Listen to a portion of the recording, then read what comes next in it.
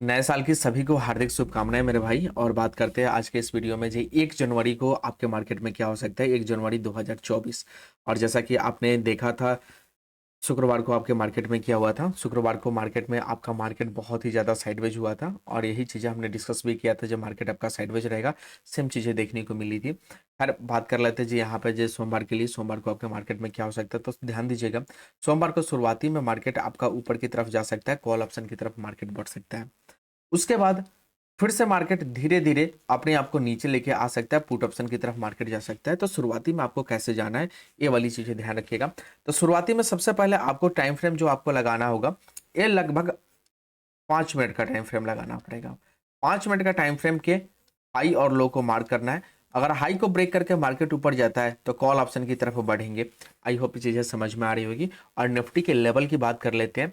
तो निफ्टी में 21,800 को अगर तोड़ के ऊपर जाता है निफ्टी तो कॉल ऑप्शन की तरफ बढ़ेंगे और 21,875 तक जा सकता है। ये आपका रेजिस्टेंस लेवल रहेगा।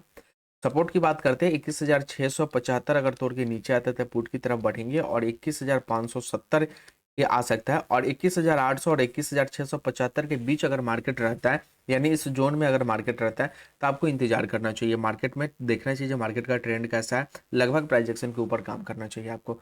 और बात कर लेते हैं बैंक निफ्टी के बारे में। तो बैंक निफ्टी का भी हम लेवल आपके साथ डिस्कस कर लेते हैं।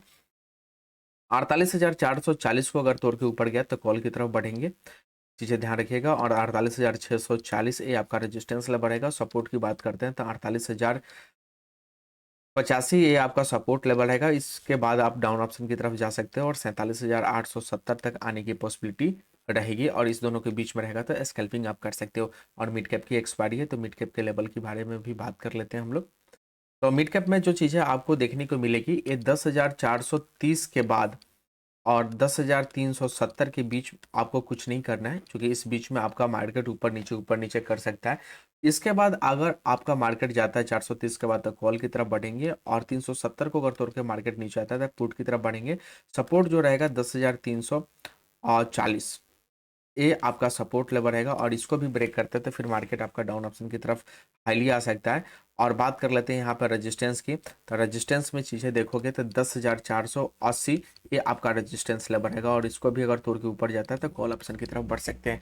आई होप चीज़ें सभी समझ में आ गई होगी। और किसी भी हाल में मार्केट बहुत ही ज़्यादा गैप अप इस जगह या गैप डाउन इस जगह अगर ओपन होता है तब फिर नीचे सपोर्ट और रेजिस्टेंस का वेट करना है। अगर इसको ब्रेक करते हैं तो फिर ऊपर की तरफ हम लोग बढ़ेंगे। आई होप चीज़ें समझ में आ गई होगी और नहीं तो प्राइजेक्शन के ऊपर काम करना है। तो मिलते हैं अगले नेक्स्ट वीडियो में। थैंक यू दोस्त।